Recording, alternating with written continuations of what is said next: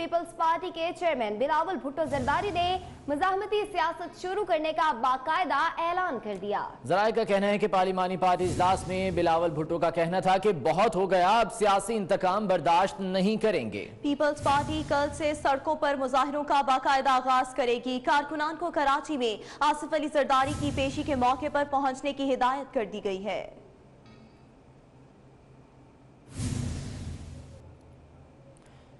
बिलावल भुट्टो जरदारी ने मज़ाहमती सियासत शुरू करने का ऐलान कर दिया है। कहते हैं कि बस बहुत हो गया, अब सियासी इंतकाम बर्दाश्त नहीं करेंगे।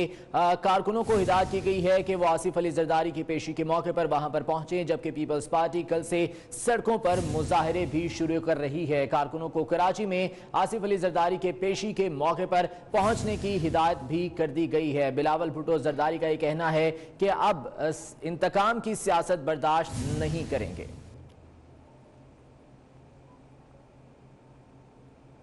दूसरी जानिब आपको बताएंगे, पीपल्स पार्टी के रहनुमा फरहतुल्लाह बाबर का कहना है कि इलेक्शन कमीशन में आज बाज़ाब्ता दरख्वास्तें दी हैं। इलेक्शन कमीशन से इमरान खान के असासों की तफसीलात मांगी हैं, फैसल वाडा के असासों की तफसीलात भी मांगी गई हैं। पीपल्स पार्टी के पास ठोस शवाहिद हैं कि इमरान खान की मनी ट्रेल मशकूक है। हम इमरान खान की जायदादें और बैरून मुल्क जायदाद साबित करेंगे। अलीमा खान की भी मुतल्लिका इदारों से जायदाद की तफसीलात तलब की हैं, जबकि SCCP से जहांगीर तरीन के कारोबार की तफसीलात मांगी हैं। तो आपको बताएं कि पीपल्स पार्टी के रहनुमाओं ने इस्लामाबाद में प्रेस कॉन्फ्रेंस की और उनका कहना था कि अलीमा खान की भी मुतल्लिका इदारों से जायदाद की तफसीलात उन्होंने तलब की है। इसके अलावा SCCP से जहांगीर तरीन के कारोबार की तफसीलात भी मांगी हैं।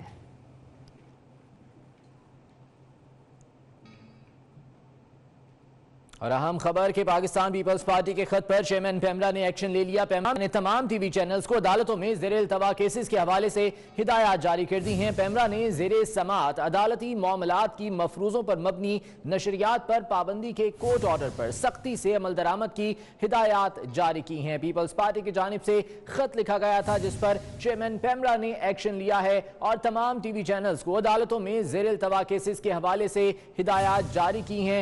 अदालती मामला की मफरूजों पर मबनी नशियात पर पाबंदी के कोर्ट ऑर्डर पर सख्ती से अमल दरामद करने का कहा गया है।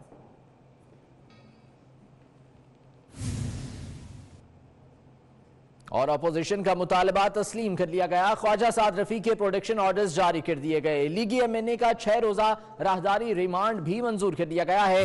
नायब हुकाम साद रफी को असम्बली इजलास में शिरकत के लिए इस्लामाबाद पहुंचाएंगे। वाज़ेह रहे कि कौमी असम्बली के जारी सेशन में अपोजिशन जमातों की जानिब से बारहा यह मुतालबा किया गया कि साद रफी के प्रोडक्शन ऑर्डर्स जारी किए जाएं, जिसके बाद प्रोडक्शन ऑर्डर जारी हो गए हैं और 6 रोजा राहदारी रिमांड भी मंजूर कर लिया गया है।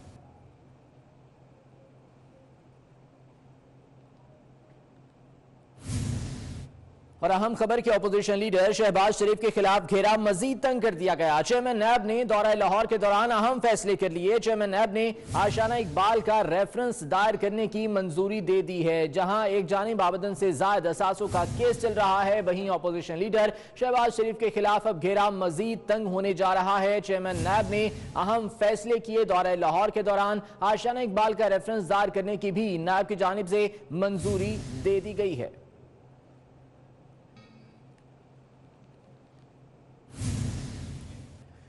आशाना इकबाल हाउसिंग स्कीम में रेफरेंस दायर करने की मंजूरी नैब की जानिब से दे दी गई है, जिसके बाद अब अपोजिशन लीडर शहबाज शरीफ के गिर्द घेरा मजीद तंग होने जा रहा है। चेयरमैन नैब की जानिब से दौरा लाहौर के दौरान ये मंजूरी दी गई।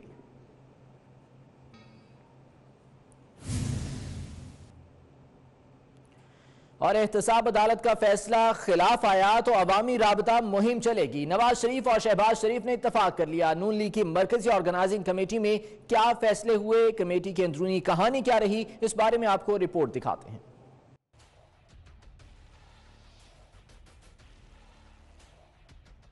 नवाज शरीफ के खिलाफ एक और दिन करीब आ गया। बड़े और छोटे मियाँ की प्लानिंग भी शुरू हो गई। नवाज शरीफ की ज़ेर सदारत मुस्लिम लीग नून की मरकजी ऑर्गेनाइजिंग कमेटी में फैसला किया गया कि एहतसाब अदालत से सजा की सूरत में राब्ता मुहिम का आगाज किया जाएगा। राब्ता मुहिम कमेटी में शाहिद खाकान, एहसन इकबाल, राना सनाउल्लाह, ख्वाजा आसिफ, हमजा शहबाज, मुशाहिदुल्लाह और अयाज सादिक शामिल होंगे। इजलास में हुकूमत के खिलाफ मुख्तलिफ अमूर पर सख्त मौक़िफ़ अपनाने का भी फैसला हुआ। नवाज शरीफ और शहबाज शरीफ महंगाई पर बात करते हुए बोले कि मुल्क में महंगाई के तूफान ने आवाम की कमर तोड़ दी। महंगाई में गरीब कैसे गुजारा करेंगे? आम आदमी पता नहीं अपने बजट को किस तरह से बैलेंस करता होगा, किस तरह से अपने घर का राशन खरीदता होगा। महंगाई ने गरीब आदमी की ज़िंदगी अजीर्ण कर दी और गरीब आदमी की महंगाई की वजह से वाकई कमर टूट गई। इससे पहले नवाज शरीफ पार्लियामेंट हाउस पहुंचे तो इनके गार्ड समेत शहबाज शरीफ और हमजा शहबाज के गार्ड्स को अंदर जाने की इजाजत न मिली। बशीर चौधरी, 24 न्यूज़, इस्लामाबाद। एहतसाब अदालत इस्लामाबाद का फैसला करीब आते ही मुस्लिम लीग नून ने ऑपोजिशन जमातों के साथ राब्ते तेज कर दिए। पीपल्स पार्टी के रहनुमा खुर्शीद शाह की ऑपोजिशन लीडर शहबाज शरीफ से उनके चैम्बर में 1-to-1 मुलाकात हुई, जिसमें शहबाज शरीफ ने खुर्शीद शाह को नून लीग के इजलास में होने वाले फैसलों के बारे में आगाह किया है। तो आपको अपडेट कर रहे हैं कि एहतसाब अदालत इस्लामाबाद का फैसला करीब है 24 दिसंबर को सुनाया जाएगा। इस हवाले से मुस्लिम लीग नून ने ऑपोजिशन जमातों के साथ राब्ते तेज कर दी हैं, जबकि पीपल्स पार्टी के रहनुमा खुर्शीद शाह की ऑपोजिशन लीडर शहबाज शरीफ से उनके चैम्बर में 1-to-1 मुलाकात हुई है।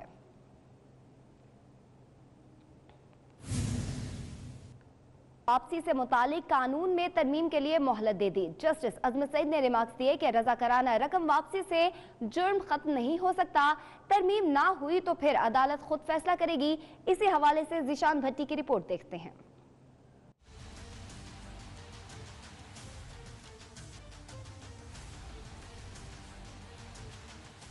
सुप्रीम कोर्ट में नैब के रजाकाराना रकम वापसी के कानून पर अज खुद नोटिस की समाअत हुई। फारूक एच नाइक ने दलाइल दिए कि नैब कानून में तरमीम के लिए पार्लिमानी कमेटी काम कर रही है। जस्टिस अजमत सईद शेख ने रिमार्क्स दिए कि अदालत को कानून कालअदम करार देने का मुकम्मल इख्तियार है। आप पता नहीं कौन सी कहानियां सुना रहे हैं। दौरान समाअत जस्टिस अजमत सईद शेख ने कहा कि लगता है नैब कानून में भी तरमीम हमें ही करना पड़ेगी। लेबर पार्टी बरतानिया ने अपनी रुकने पार्लियामेंट को ओवर स्पीडिंग पर मुअत्तल कर दिया था। पाकिस्तान के कानून में इंतजामी हुक्म से जुर्म खत्म करने की गुंजाइश नहीं। जस्टिस अजमत सईद शेख ने रिमार्क्स दिए कि रजाकाराना रकम वापसी दरअसल एतराफे जुर्म होता है। नैब तो इंक्वायरी शुरू करके लोगों को रजाकाराना रकम वापसी के लिए खत लिखता था। सड़कों पर आवाज लगाई जाती थी, करप्शन कर लो और माफी ले लो। मुकर्ररा वक्त तक तरमीम न हुई तो सुप्रीम कोर्ट खुद फैसला करेगी। जिशान भट्टी, 24 न्यूज़, इस्लामाबाद।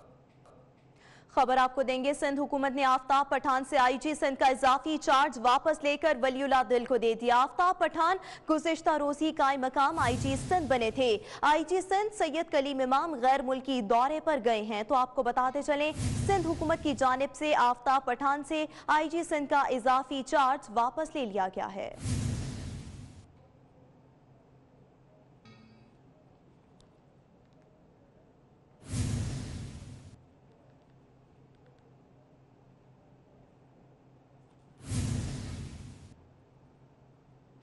कुछ मज़ीद खबरों में आपको बताएंगे, इस्लामाबाद के तालीमी इदारों में मनशियात की सप्लाई और इस्तेमाल का धंधा खत्म नहीं हो सका।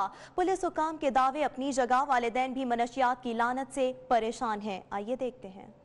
तालीमी इदारों के अंदर से हम नहीं कह सकते कि हमने पकड़े हैं। ये तालीमी इदारों के बाहर जो लोग घूमते हैं, बच्चे निकलते हैं, उनको वो मनशियात फ़रोश करते हैं। मुख्तलिफ़ किस्म के लोग हैं इसमें। शराब फरोश भी हैं, चर्स वाले भी हैं, हीरोइन वाले भी हैं, मुख्तलिफ किस्म के हैं। ये हैं इस्लामाबाद पुलिस के दावे, मगर हकीकत में तालीमी इदारों में मनशियात हम के लिए इकदामात न होने के बराबर हैं। वज़ीर मुमलिकत बराए दाखिला शहरियार अफरीदी मनशियात फरोशी से मुतल्लिक कुछ यूं कहते हैं। बच्चों के बैग्स में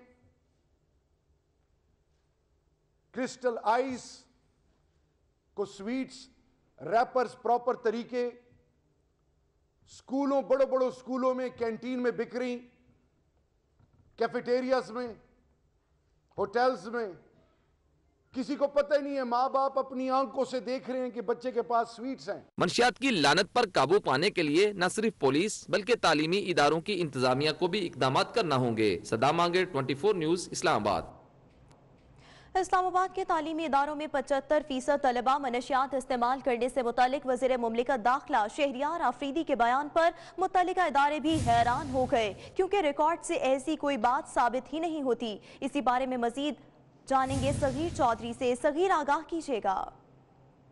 जी, वज़ीर मुमलिकत बराए दाखिला शहरियार अफरीदी की जानिब से जो हालिया बयान दिया गया, जिसमें यह कहा गया था कि तालीमी इदारों में 75% से ज़ायद बच्चे और बच्चियाँ तालिब इल्म जो हैं वो नशे की लत में हैं और ख़ुसूसी तौर पर वो आइस नशा करते हैं, जो कि मुख्तलिफ़ टॉफ़ियों की सूरत में होता है। तो इस हवाले से ज़राए हमारे ये कहते हैं कि वज़ारत दाखिला के रिकॉर्ड में ऐसी कोई रिपोर्ट मौजूद नहीं जिसमें यह कहा गया हो कि इतने तालीमी इदारे हैं या इस्लामाबाद या गिरदोनवा के इतने तालीमी इदारे हैं जहाँ पर इतनी बड़ी तादाद में तालिब इल्म नशे के आदी हों। और इसके अलावा वो जो वफाकी पुलिस है उसके रिकॉर्ड में भी कोई ऐसा जो है वो सबूत नहीं मिला जिससे ये साबित हो कि बहुत ज़्यादा तादाद में मनशियात जो है वो मुख्तलिफ़ तालीमी इदारों में जो है वो उसकी सप्लाई भी हो रही है और लोग उसके आदी भी हो रहे हैं। तो उनका ये बयान जो है उसको बड़ा गैर संजीदगी से लिया जा रहा है, कहा जा रहा है कि उनका ये बयान गैर संजीदा है और इससे बड़ी इज़्तराबियत पाई जाती है, ख़ुसूसी तौर पर उन तालीमी इदारों में जहाँ पर जो है वो बच्चे और बच्चियाँ तालीम हासिल कर रहे हैं और प्राइवेट तालीमी इदारे जो हैं उनकी मैनेजमेंट जो है इस चीज़ पर बड़ी परेशान भी है। बहुत शुक्रिया सखीर इस बारे में अपडेट कर रहे थे। आगे बढ़ेंगे, आपको बताएं कि नए पाकिस्तान में नई रिवायात कायम कर दी गई हैं। नए पाकिस्तान में तरक्की के रास्ते पर एक और रुकावट आ गई है। मौजूदा हुकूमत ने बल्दियाती इदारों के फंड्स को भी कट लगा दिया है। नए पाकिस्तान में नई रिवायात, बल्दियाती हुकूमतों के फंड्स जो जारी किए जाते थे उन पर भी अब कट लगा दिया गया है और इस बारे में नोटिफिकेशन भी जारी हुआ है। नए पाकिस्तान में तरक्की के रास्ते पर एक और रुकावट आ गई है। मौजूदा हुकूमत ने बल्दियाती इदारों के फंड्स को भी कट लगा दिया। हुकूमत ने सूबे भर के म्यूनिसिपल कॉरपोरेशंस और ज़िला कौंसिल्स के बजट को लाखों का कट लगा दिया, लेकिन मुल्तान और डीजी खान को कोई कट नहीं लगाया गया है। म्यूनिसिपल कॉरपोरेशंस के मजमूई बजट से 50 लाख रुपए की कटौती हुई है, जबकि ज़िला कौंसिल की तनख्वाहों और इंतजामी उमूर के 1 करोड़ बजट कम कर दिया गया है। म्यूनिसिपल कॉरपोरेशंस और ज़िला कौंसिल के दिसंबर की किस्त के लिए 1 अरब 28 करोड़ जारी करना थे। अली रामे हमारे साथ मौजूद हैं, उनसे इस बारे में मजीद जान लेते हैं। अली रामे, बताइएगा, बल्दियाती इदारों के फंड्स भी अब कम कर दिए गए हैं, यानी कि तरक्की की राह में एक और रुकावट? जी बिल्कुल, ये महकमा पंजाब की जानिब से गुज़श्ता रोज़ बजट जो है वो जारी किया गया, जिसमें मेट्रोपॉलिटन कॉरपोरेशन है, म्यूनसिपल कॉरपोरेशन और ज़िला कौंसिल, और इनके लिए जो बजट जारी किया गया उसमें मज़ीद कटौतियाँ जो हैं वो सामने आई। तो ये गैर तरक्याती बजट के अखराजात के मद में जारी किया जाता है तमाम बल्दियाती नुमाइंदों को, और उसमें अब मालूम ये हुआ है कि जो वज़ीर आला पंजाब का ज़िला है डीजी खान, उसमें कोई कटौती नहीं की गई, जबकि दीगर अजला के जितने भी म्यूनसिपल कॉरपोरेशन हैं और उनकी ज़िला कमेटियाँ कौंसिल्स हैं उनका बजट जो है उसको कट लगा दिया गया है। तो इस साल इस माह के लिए दिसंबर के लिए जो तरक्याती अखराजात होते हैं उसके लिए 1 अरब 28 करोड़ की ग्रांट जो है वो जारी की जानी थी, लेकिन 1.5 अरब का कट लगाकर अब मज़ीद जो है वो रिलीजिंग की गई।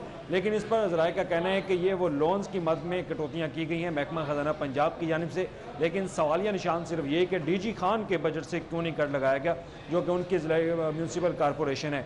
तो उनकी म्यूनसिपल कॉरपोरेशन के लिए करोड़ों का बजट जो है वो मज़ीद अजाफी जो कि पिछले माली साल की हुकूमत की तरफ से देखा जाए तो वो ज़्यादा रिलीज़ किया गया है इस रवा माली साल। तो बजट कम कर दिया गया है। अली रामी, बहुत शुक्रिया, इस बारे में अपडेट कर रहे थे। आगे बढ़ेंगे, एक और अहम खबर आपको दें कि हुकूमत और अपोजिशन के दरमियान कायमा कमेटियों के फार्मूले पर इत्तफाक हो गया है। हुकूमत और इत्तेहादियों को 20 कमेटियों की चेयरमैनशिप मिलेगी, अपोजिशन जमातों को 18 कमेटियों की नुमाइंदगी दी जाएगी। इसी बारे में मजीद जानेंगे, बशीर चौधरी हमारे साथ मौजूद हैं। बशीर चौधरी, क्या मामला तय पाए हैं कायमा कमेटियों के लिए? बिल्कुल, हुकूमत और अपोजिशन के दरमियान बिल आखिर कायमा कमेटियों का मामला जो है वो तय पा चुका है। Public accounts committee main hurdle था इस सारे रास्ते में, जब हुकूमत ने अपोजिशन का मुतालबा मानते हुए शहबाज शरीफ को चेयरमैन PAC बना लिया, तो अपोजिशन ने बाकी कमेटियों के लिए भी नामजदगियाँ जो हैं वो हुकूमत को दे दी हैं, और आज 2 कमेटियों की मंजूरी कौमी असम्बली ने दे दी है, जिनमें पब्लिक अकाउंट्स कमेटी और कायमा कमेटी बराए कानून और इंसाफ हैं। बाकी जो कमेटियाँ हैं वो बाद में तश्कील दी जाएंगी, लेकिन जो फार्मूला तय पाया है हुकूमत और अपोजिशन के दरमियान वो ये है कि 38 में से 20 कायमा कमेटियाँ जो हैं वो हुकूमत के हिस्से में आएंगी, जबकि 18 कायमा कमेटियाँ जो है वो अपोजिशन को मिलेंगी, जिनमें से 10 कायमा कमेटियाँ जो है वो मुस्लिम लीग नून को, बाकी पीपल्स पार्टी, MQM, MMA और दीगर अपोजिशन जमातों में तकसीम होंगी। तो यूँ ये सारी सूरत हाल जो है वो कई मुज़ाकरात के अदवार होने के बाद जो है वो अपने हतमी मरहले को पहुंची है और 4 महीने का वक्त लेने के बाद कायमा कमेटियां जो है वो तश्कील पाना शुरू हो। तो बिल आखिर मामला तय पा गए। बशीर चौधरी, बहुत शुक्रिया अपडेट करने के लिए। दहशत की अलामत समझा जाने वाला कलअदम तहरीक तालिबान कराची का अमीर और साबिक पुलिस एहलकार दाऊद महसूद अफगानिस्तान में मारा गया। तफसीलात के लिए जिले हैदर की रिपोर्ट देखते हैं। कराची में दहशत की अलामत समझा जाने वाला कालदम तहरीक तालिबान कराची का अमीर अफगानिस्तान के इलाके में फायरिंग से मारा गया।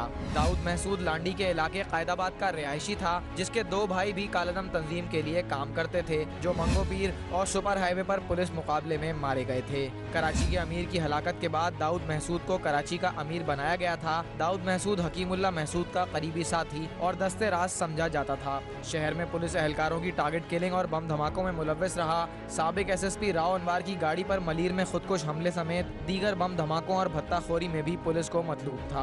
दाऊद महसूद गिरफ्तारी के खौफ से अफगानिस्तान फरार हो गया था, जहां से कराची में टारगेट किलर्स का नेटवर्क चला रहा था। दाऊद महसूद की हलाकत की वजह आपस में झगड़ा है या मुकाबला अब तक वजह मालूम नहीं हो सकी, ताहम सर में लगने वाली गोली हलाकत की वजह बताई गई है। जिले हैदर, 24 न्यूज़, कराची।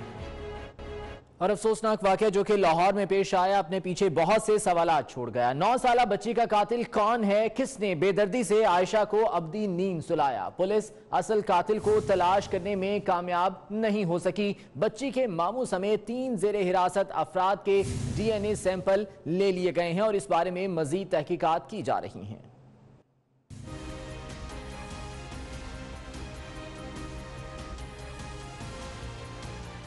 लाहौर में भी हुआ कसूर की ज़ैनब के कत्ल का रिप्ले। लोहारी गेट में 9 साला आयशा को गले में फंदा डालकर अब्दी नींद सुला दिया गया, मगर पुलिस की रिवायती गफलत और सुस्ती का नतीजा ये है कि अभी तक असल कातिल नहीं पकड़े जा सके। बच्ची के मामू समेत 3 अफराद को हिरासत में लिया गया, जिनसे तफ्तीश जारी है। अब मुल्ज़िमान का DNA कराने का फैसला किया गया है। पुलिस का कहना है कि मकतूला आयशा की वालिदा उम्रा करने गई हैं। आयशा के वालिद का कहना है कि बच्ची को ज्यादती के बाद कत्ल किया गया।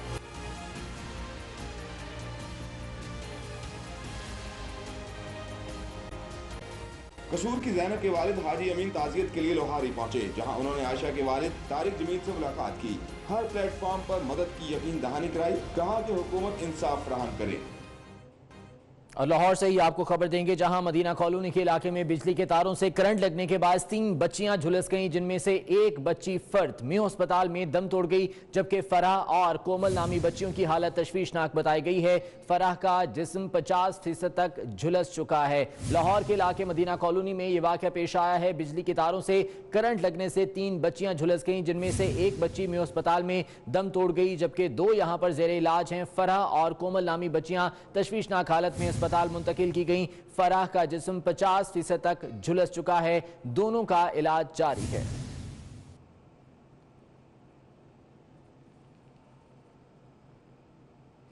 तहरीक इंसाफ की हुकूमत ने शोबा सेहत में इस्लाहात और बेहतरी के बहुत दावे किए, लेकिन अब विफाकी हुकूमत ने अनोखे फैसलों का आगाज कर दिया है, जिसकी एक मिसाल कराची में 14 डिस्पेंसरियों की बंदिश है। आजाद नोहड़ियों की रिपोर्ट इसी बारे में।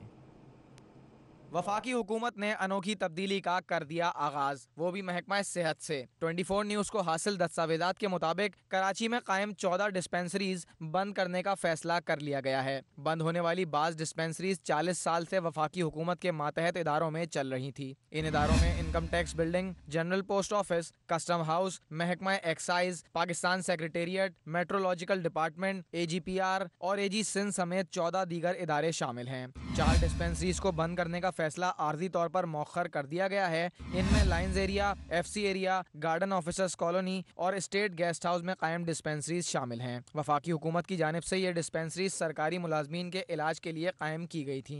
हुक्काम के मुताबिक डिस्पेंसरीज बंद करने का फैसला 18वीं आईनी तरमीम की रोशनी में किया जा रहा है। दूसरे मरहले में दीगर वफाकी इदारों में भी कायम डिस्पेंसरीज खत्म कर दी जाएंगी। ताहम वफाकी हुकूमत ने अब तक फैसले से सूबाई हुकूमत को आगाह नहीं किया, जबकि बंद की जाने वाली डिस्पेंसरीज में काम करने वाले 250 से ज्यादा मुलाजमीन के मुस्तकबिल का फैसला भी नहीं हो सका है। आजाद नोड़ियो, 24 न्यूज़, कराची। एक और तब्दीली की बात करते हैं जो कि करक के डिस्ट्रिक्ट अस्पताल में आई है, जहां चपड़ासी डॉक्टर बन बैठा है। किसी को खौफे खुदा है न खवातीन की इज्जत का लिहाज रहा। मुबैना तौर पर medical officer doctor Sofia Sajjad की अदम मौजूदगी में दर्जा चहारुम के मुलाजिम ने गायनी ऑपरेशन कर दिया। सेक्रेटरी सेहत ने नोटिस लेकर इंक्वायरी कमेटी तश्कील दे दी है।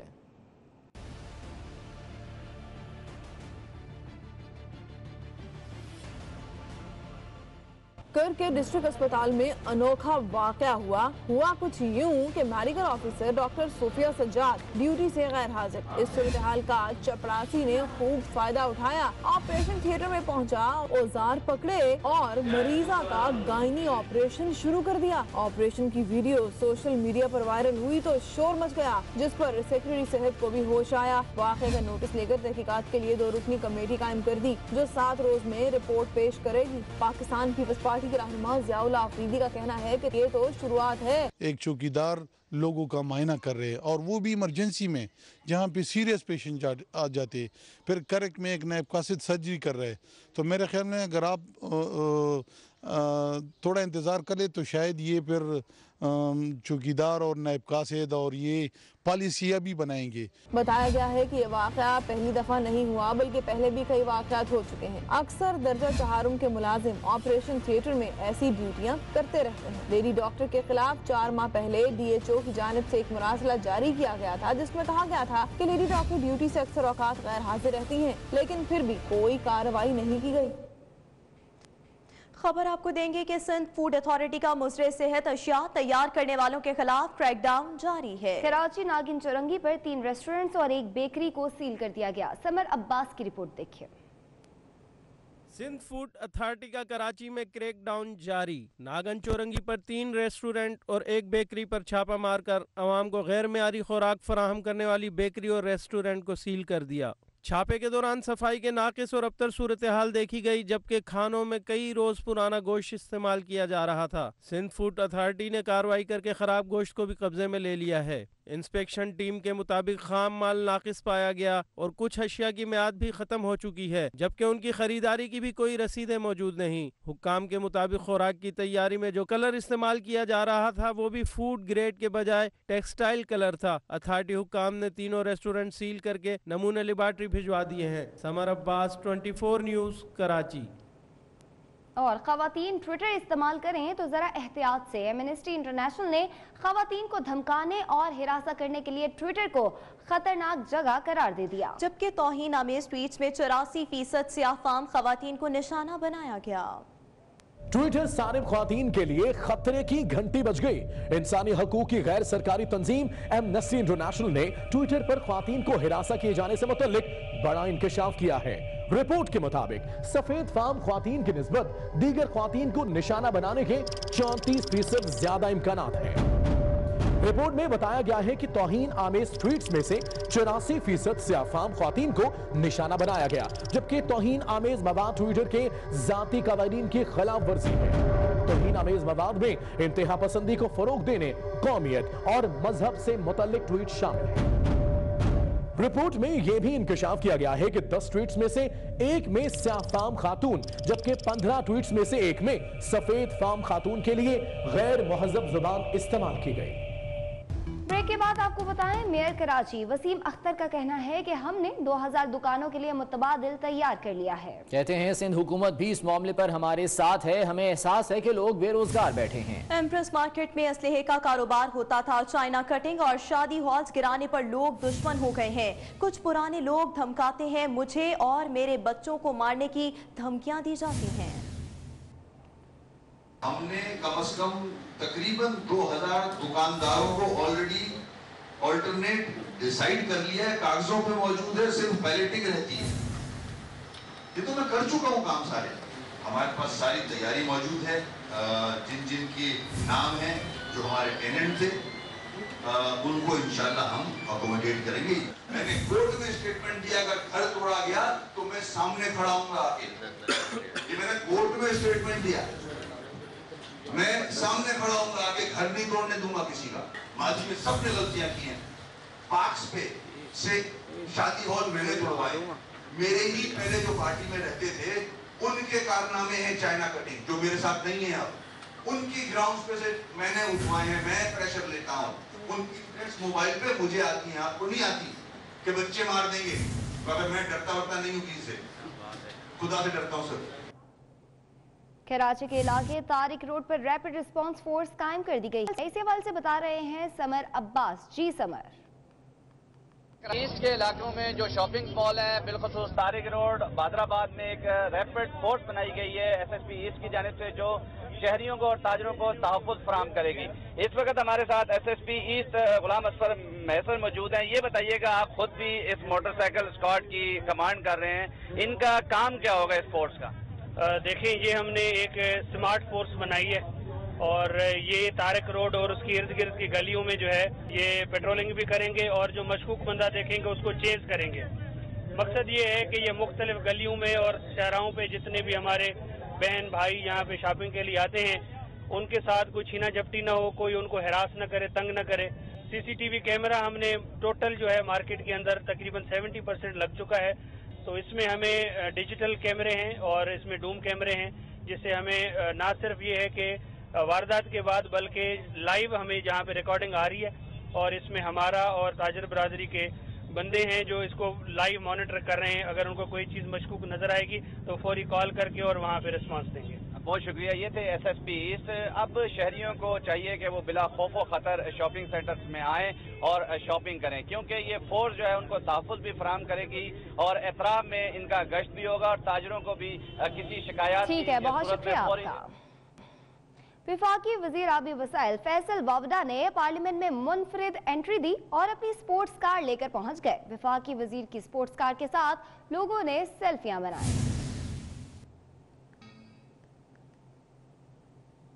पाकिस्तान में तो सिक्योरिटी बहुत बेहतर हो गई और अगर कैपिटल में भी सिक्योरिटी का मसला हो तो पाकिस्तान में रहना मुश्किल हो जाएगा। अगर कैपिटल हम नहीं सिक्योर कर देगा, पूरा पाकिस्तान अल्लाह के सिक्योर करते हैं, जहाँ सिक्योरिटी की जरूरत होती है वहाँ सिक्योरिटी भी लेते हैं। सोशल मीडिया सारिफीन प्राइवेसी के हवाले से हमेशा ही मोहतात रहते हैं और अब इंकशाफ हुआ है कि फेसबुक अपने सारिफीन की हर हरकत पर नजर रखता है, चाहे वो अपनी लोकेशन बंद ही क्यों ना कर दें। इसी हवाले से ये रिपोर्ट देखिए।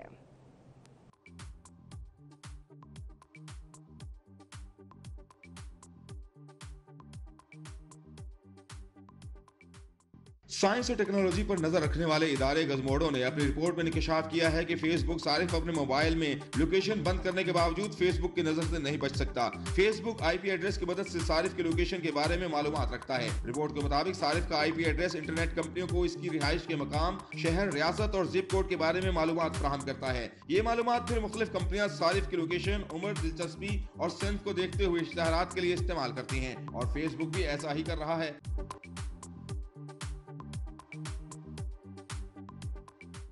गजमोड़ो की जानिब से मशवरा दिया गया है कि अगर सारिफ अपनी लोकेशन जाहिर न करने का ख्वाहिशमंद है तो अपने मोबाइल फोन से फेसबुक एप्लीकेशन डिलीट कर दी जाए। फेसबुक सारिफ के वाईफाई से इसकी लोकेशन नहीं लेता, बल्कि उसके लिए IP एड्रेस और चेक इन प्रोफाइल में दिए गए शहर से मालूमात हासिल करके सारिफ तक इश्तिहारात पहुंचाए जाते हैं। 24 न्यूज की खबर पर CD अस्पताल इंतजामिया की फुर्तियां। CD अस्पताल के एग्जीक्यूटिव डायरेक्टर फयाज लोधी ने अस्पताल में बिल्लियों की मौजूदगी पर नोटिस ले लिया। मजीद जानेंगे वलीद चौधरी से। वलीद, बताइएगा। जी बिल्कुल, CD अस्पताल के एग्जीक्यूटिव डायरेक्टर फयाज लोधी ने 24 न्यूज़ की खबर पर एक्शन लेते हुए जो CD अस्पताल में बिल्लियों की मौजूदगी है उस पर नोटिस तो ज़रूर लिया, लेकिन वो नोटिस जो है वो अधूरा लिया, क्योंकि उसकी एक बड़ी वजह यह है कि जो बिल्लियों की मौजूदगी है उस पर जो CD अस्पताल की इंतज़ामिया है उसने जो हेड नर्स हैं उनको जो है वो जिम्मेदार ठहराया। और असूली तौर पे अगर देखा जाए तो जो कैपिटल हॉस्पिटल की जो सफाई का जो इंतज़ाम है या वहाँ पर जो बिल्लियों की मौजूदगी का जो मामला है उस पर जो हेड नर्स हैं वो इस मामले पर जिम्मेदार नहीं बनती, क्योंकि जो हमारी कैपिटल हॉस्पिटल के जो मुख्तलिफ लोगों से बात हुई उनका ये कहना है कि जो इस गेट पर तैनात सिक्योरिटी गार्ड्स हैं या जो वहाँ पर सफाई का अमला है उसको जो है वो इस मामले पर जिम्मेदार ठहराना चाहिए, ना कि जो नर्सेज हैं या जो दीगर अमला इस वक्त जो वार्ड्स में तैनात है उसको इस मामले पर जो है जिम्मेदार ठहराया जाए, क्योंकि जो एग्जीक्यूटिव डायरेक्टर है सीडीए कैपिटल हॉस्पिटल के, उनकी जानिब से जो एक हिदायतनामा जारी किया गया उसमें उनका यह कहना है कि जो अमला सीडीए के ड्रेसिंग रूम या जो इमरजेंसी में तैनात है उसको जो है वो आर्जी तौर पर मुअत्तल किया जाएगा, लेकिन अगर आइंदा कभी इस तरह का वाक़या पेश आया तो जो वार्ड की जो हेड नर्स है उसको जो है वो उसके खिलाफ डिसिप्लिनरी एक्शन किया जाएगा, जिसपे जो सीडीए के एग्जीक्यूटिव डायरेक्टर हैं उनसे भी हमने मुतअद्दिद बार रब्ता करने की कोशिश की, लेकिन उन्होंने अपना जो फ़ोन है वो रिसीव नहीं किया। जी बहुत शुक्रिया वलीद आपका। आगे बढ़ते हुए आपको बताएंगे कि आलमी मार्केट में सोने की कीमत में इजाफे ने पाकिस्तान में फी तोला कीमत 68 की नई बुलंद तरीन सतह पर पहुंचा दी है। तो आपको बताते चले कि ये इजाफा देखने में आया है और सिंध सराफा एसोसिएशन के मुताबिक पाकिस्तान में सोने की फी तोला कीमत में 50 रुपए का इजाफा हुआ है।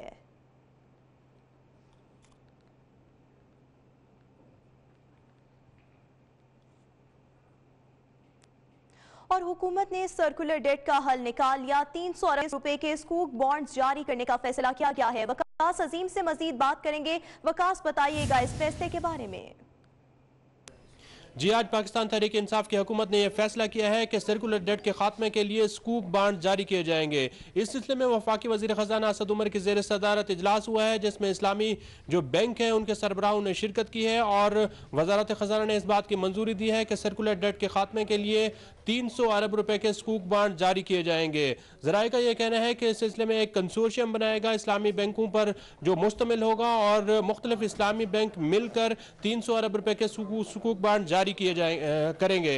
जराये का यह भी कहना है कि IMF की यह सबसे बड़ी शर्त थी कि सर्कुलर डेट के खात्मे के लिए हुकूमत को एक प्लान देना पड़ेगा और 15 जनवरी को जब IMF का वफ्द पाकिस्तान में आएगा तो उससे पहले पहले हुकूमत को सर्कुलर डेट के खात्मे का एक पूरा प्लान IMF के सामने रखना होगा। यही वजह है कि आज जो इजलास हुआ है इसमें यह फैसला किया गया है कि पावर होल्डिंग कंपनी के जिम्मे जो तकरीबन 600 अरब रुपए का सर्कुलर डेट है इसको खत्म करने के लिए फौरी तौर पर 300 अरब रुपए के स्कूक बांड जारी किए जाएंगे। वकास अजीम, बहुत शुक्रिया अपडेट करने के लिए। अहम खबर आपको देंगे। Opposition leader Punjab assembly Hamza Shahbaz के हतकामेज रवैये से मुलाजिम भी आजिज आ गए हैं। चंद माह में 2 चीफ सिक्योरिटी ऑफिसर्स ने खैर बात कह दिया है। आपको बताएं कि opposition leader Punjab assembly Hamza Shahbaz के हतकामेज रवैये से मुलाजिम भी आजिज आ चुके हैं और 2 chief security officer colonel retired Musa और मेजर रिटायर्ड आमिर हफीज खैर बात कह चुके हैं।